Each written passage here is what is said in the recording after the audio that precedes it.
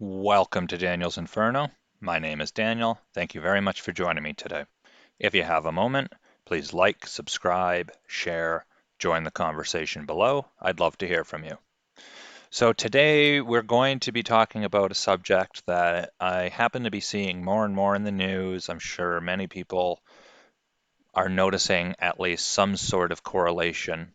Um, a huge spike and a rise in open anti-Semitic comments, especially coming from uh, public people in the United States at the moment.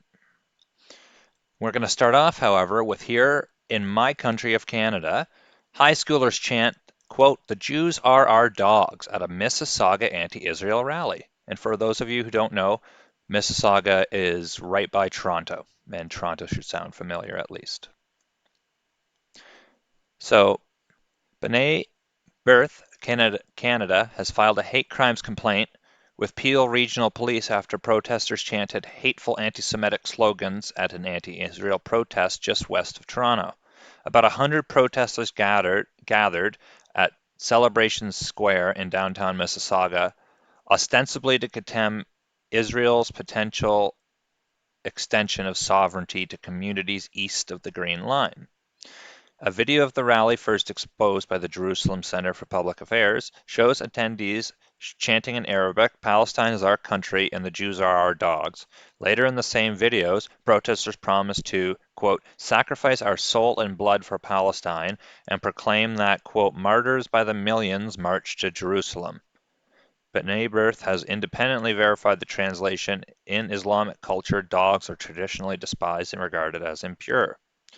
Through its own investigation, B'nai B'rith has discovered that co-organizers of the rally and many of its attendees were mere high school students. It has identified one of the co-organizers, but has chosen not to name her at this time due to her status as a minor. So we have minors, we have ostensibly children coming out and saying these things. I mean, firstly, obviously, where are their parents to slap them in the face? Or did their parents teach them this type of garbage to spew? I mean, where are they getting it? They're getting it from somewhere. It's not like you're just brought up, in a quote normal setting and you just randomly come to the conclusion that Jews are our dogs. That's not something that happens. Um, Secondly, the fact that we don't have some sort of political outroar about the rise in anti-Semitism in Canada is abominable and it's in its of itself. Anti-Semitism has risen steadily and steadily. It's horrendous how bad it's getting, honestly. And just seem to be ignoring it, not caring, uh, trying to pick apart things like what a Semite is and just it's it's very clear when you're talking about anti-Semitism, you're talking about hatred targeted towards people of the Jewish religion. It's very clear. That shouldn't have to be clarified. That's already a defined thing. And I'm sorry, but I won't allow the left to linguistically somehow twist that into something else. The display of anti-Semitism in Canada's public squares is totally unacceptable, Chief Executive Officer of B'nai B'rith Canada says. Opposition to Israel policy can never be used as an excuse to demean Jews as, quote, dogs or to threaten violence against them. We have reached out to the high school attended by one of the rally organizers and hope to visit at an appropriate time in order to educate students about the dark places to which rhetoric of this sort can lead. Uh, I think that's a good idea. That's a good way to try to actually intervene in a positive way before it gets to a point beyond rhetoric. This is not the first time that Mississauga Celebration Square has played host to anti-Semitic hate speech. 2017, Palestinian protesters there chanted, "Remember Khaybar, oh you Jews, the army of Muhammad will return," in reference to an ancient battle in which a Muslim army slaughtered Jews on the Arabian Peninsula. No charges were laid following that incident. Leader of the Palestinian House Toronto, led the anti-Semitic chants in 2017 and was once again present at Saturday's protest. And that individual's name is Amin El Aoud. Maud.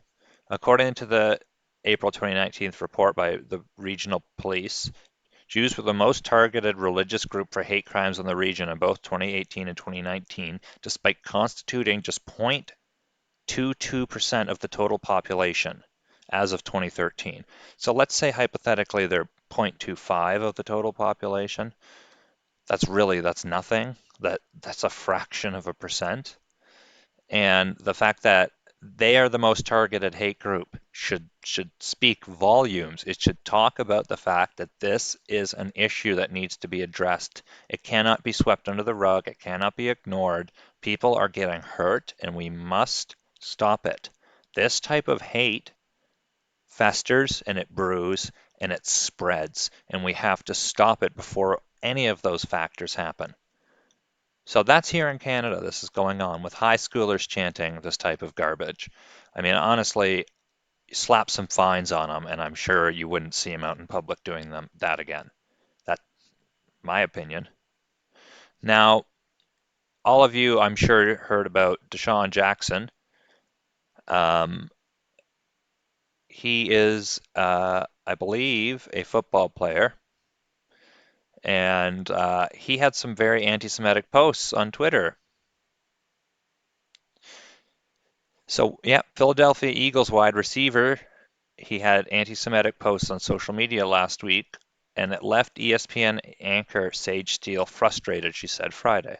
She expressed her bewilderment in a tweet that Jackson's posts weren't more widely condemned, like how Drew Brees' opinion on kneeling for the national anthem was in June. That, that's a good question. I mean, this should be pretty easy to widely condemn. She posted her segment talking about Jackson's post in a video on Instagram. She was responding to New England Patriots wide receiver Julian Edelman asking to take Jackson to the Holocaust Memorial Museum and in turn have Jackson take him to the Museum of African American History and Culture.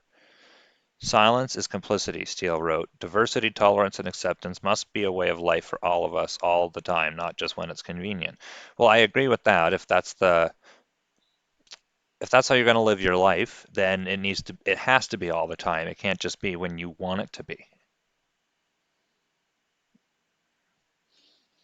Jackson posted passages from a book that falsely quoted Adolf Hitler on his Instagram stories. He also praised anti-Semitic preacher Louis Farrakhan, oh, in separate Instagram posts.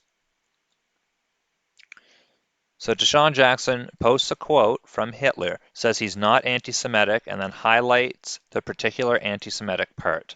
As an Eagles fan, this is disgusting. Where's the response from the team and the NFL? Um, and then he follows it up by saying DeSean Jackson has been promoting anti-Semite Louis Farrakhan on his Instagram page. So we'll just, if you can see this, I will, I can read it for you. Hitler said, because the white Jew knows that the Negroes are the real children of Israel, and to keep Americans secret, the Jews will blackmail America.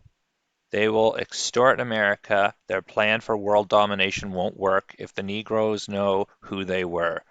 The white citizens of America will be terrified to know that all this time they've been mistreating and discriminating and lynching the children of Israel. So that's the quote. That as literally directly as posted by DeSean Jackson. What? What? What is that? What? Firstly, why are we putting anything Adolf Hitler said out and promoting it in any way? I mean, there's nothing he would have to say that should be at all worthy of any praise. And I'm an individual who can look at things very objectively. All right. In my grade 12 class, I had my whole class just bewildered, except for my teacher, by the fact I said that Hitler was seen by the German people as a good leader. And I mean, he ripped the Treaty of Versailles and he turned them into a world superpower. I mean, that's what that's a good leader in the country's mind. Now, obviously, he was not a good person. He was not actually a good leader. He did horrific and terrible things. But to be objective about it, if you look at their economy and you look at the state of their social state at the time, that all turned around. And again, no one's praising him, especially not like DeSean Jackson here is. And again, I can be objective, but there's nothing about that passage that has any objectivity that can be garnered from it. It's literally just some sort of hate that's being thrown out. And I mean, again, why are we even quoting anything Hitler said? This that's what? Like, that should automatically discredit him, any opinion he has, because he posted this, in my opinion. He's nuts. He's clearly nuts. If he's posting this kind of crap and he believes in Louis Farrakhan, he's insane. And then, of course, we have very recently Nick Cannon. He runs a podcast called Cannon's Class, I believe. Yep. So Nick Cannon is raising eyebrows across the internet from the most recent episode of his YouTube talk show, in which he openly promotes anti-Semitic and bizarre racial theories. So he was speaking with former Public Enemy figure Richard Professor Griffin, 59, who was sacked from the group in 1958 for making, or sorry, 1989, my apologies, for making similar claims in an interview. Despite referencing fringe conspiracy theories about Jewish people, including, quote, the Rothschilds, centralized banking, the 13 families, the bloodlines that control everything even outside of America, Cannon repeatedly asserts that their conversation is not about hate. Griffin agrees, claiming that black people cannot be anti-Semitic since purportedly the Semitic people and language are unrelated to Caucasians. Cannon adds that black people are, quote, the true Hebrews and praises the controversial Nation of Islam leader Louis Farrakhan. The people that don't have, quote, melanin are a little less, Cannon also notes, claiming that when they were sent to mountains of Caucasus, the sun then started to deteriorate them. So then they're acting out of fear, they're acting out of low self-esteem, they're acting out of a deficiency. So therefore, the only way that we can act is evil. They have to rob, steal, rape, kill in order to survive. So then these people that don't have what we have, and when I say we, I speak of the melanated people, they had to be savages. They're acting as animals, so they're the ones that are actually closer to animals. They're the ones that are actually the true savages. End quote. That was all a quote. In this horrific, terrible interview. And Nick Cannon refuses to apologize, refuses to see anything wrong in his comments. He's actually going beyond that and saying, oh, well, prove me wrong. Basically, come up with an argument against it. Don't just ask me to apologize. All right, so this is as nuts as the study of, I believe it was phonology, the study of like the skull that was done back in like the 1800s. Slave owners and racist people claimed that black people were lesser and had to do with something about their skull, something like a dimple. And it's honestly, it's insane. It makes no sense at all. And it has no basis in any reality, any rationality, any logic. But it's about as insane as the stuff that Nick Cannon is saying. I would like to know if somebody believed in that study of the skull, should he apologize or she apologize, or should it just be no, come prove me wrong? You know, if you claim that lizard people are coming out of the sewers and then say prove me wrong, and there's absolutely no way to prove a, a falsity, then like we're at square one. There's nothing to do. People seem to be vitiating logic, the scientific method, empiricism, rationality and logic seem to be constantly bombarded these days. And we cannot allow the left, the progressives, anyone, any extremist fringe to distort our current way of life. It is the best way of life that we have been able to come to as a society so far here in the West. I'm not claiming it's perfect. I'm not claiming that there aren't ways to change or become better, but life expectancy is, at an all-time high throughout the years. Um, our our medicine, our technology, our way of discourse that we have that's being distorted now, but that we still hold, all of these things have slowly evolved through time, and it's currently the best iteration of what we have. This kind of nonsense attacks and slowly degrades that resolve that we've built up, and we cannot allow that to happen. I can't tell you how many people have told me that they're so done with all this stuff. They're so done with all the racism. They're so done with all the negativity in politics, all the talking about racism, all the talking about race, all the talking about all these different things.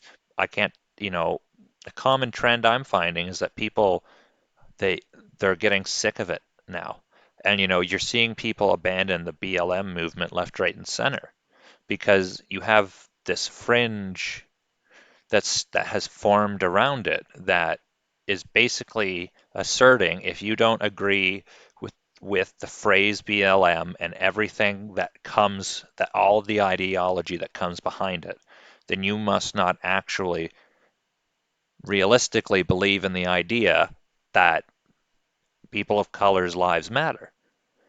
And again, that's insanity. That has no logic, it has no rationality, it has no basis in anything, but it seems to be what the argument is. And I don't know why, I said this in my last video, but I really don't understand why, for some reason, the Jewish people, the Jewish religion, it, it's not on their radar of victimhood. It's not on that list. And so, therefore, it must be bad, it must be wrong, it must be evil, it must be torn down and vitiated for our own quixotic desires. And uh, so he claimed in a Facebook post that there's no malice or negative intent. But in a time like 2020, we got to have these conversations.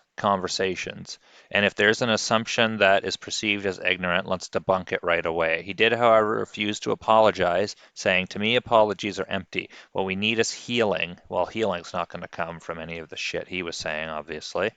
What we need is discussion. I agree, we do need discussion. Correct me. I don't tell my children to say I'm sorry. I want them to understand where they need to be corrected. And then that's how we grow. Well, I'm going to tell you, you need to be corrected on almost everything, almost every single word that came out of your mouth during your latest episode. It was all a bunch of conspiracy, hatred, and anti-Semitism towards people of the Jewish religion. And I'm so done with it. I'm so done with this type of persecution against anyone and this focus on the Jewish faith that's been happening. I'm particularly done with. You know, uh, People do bad things, so we persecute them for their actions and the intent behind their actions. We don't attack them for religious beliefs. We have religious freedoms in these countries, and this type of shit degrades and bemoans everything we've worked towards. And it's wrong, and we have to call it out. The same way that we needed to call out things like what happened with George Floyd was clearly awful and terrible, and it started that huge movement. It started a lot of talk about police reform. Reforms actually were trying to be passed through by the Republicans, and the Democrats shut it down. Different cities have attempted to do reform at the city and municipal level. So that started a discussion. Discussion is good. Nick Cannon is correct. We do need discussion. But when the discussion is about insanity, we usually we kind of don't want to hear it. And everyone likes to hear a good conspiracy theory now and again, obviously. I mean, a lot of people watch Alex Jones, the conspiracy theorist and the right-wing commentator, because he can be entertaining with the things he says. But he's held accountable. He's been brought to court and sued countless times. He is and continues to be held accountable like he should be. And we need to hold people accountable. Viacom CBS, which is the parent company for where Nick Cannon worked, did fire him. So I have to say, good. Now, I hope that doesn't make me a hypocritical because I am not a proponent of cancel culture. And I'm not trying to say that Nick Cannon should now be canceled out of everything. I am, however, saying that there needs to be consequences for the actions, and I believe his firing was a proper consequence for that action. Now, we know he believes these things, and I'm sure he believes even more insane things beyond what he was willing to share out in the open. But we know that now. So anyone who gets involved with Nick Cannon can at least get involved with him knowing that those beliefs, those intentions, that those conspiracy theories all are deeply rooted within him. And at least having that knowledge lets you be prepared a little bit. Nick Cannon, you're insane. DeSean Jackson, you're insane. Louis Farrakhan, the most insane, literally the most. I, I don't even know how a person like that. I it it makes you think of World War II Germany when you hear the types of things that Louis Farrakhan says, and that's where I'm going to leave it. Let me know what your thoughts are down in the comments, please. Am I wrong about how I feel with DeSean Jackson and Nick Cannon and these high school students here in Canada? Um, Am I trying to stop a freedom of debate, freedom of discussion by saying that those type of things are wrong to be said, to be talked about? That, uh, when you come up with something that has no way to prove it, it's like saying to someone, prove that God exists. Well, obviously you can't. That's why it's called faith. And I mean, everybody can kind of have their own personal interpretations or reasons why they believe. That's fine. But again, we persecute, we give consequences based off actions and intent. I don't think this attack on people of the Jewish faith, on the use of Israel to be anti-Semitic, is rising hugely. And I can be critical of Israel quite a lot. I think that a lot of the things that happen, between them and the Palestinian people are, it's kind of like bringing a bazooka to a knife fight. And however, I also understand the complexities a lot better than a lot of people behind the whole situation, and that it's not just a quick point a finger, you're right, you're wrong. Again, let me know what your thoughts are down in the comments. Thank you so much for watching. I'm Daniel's Inferno.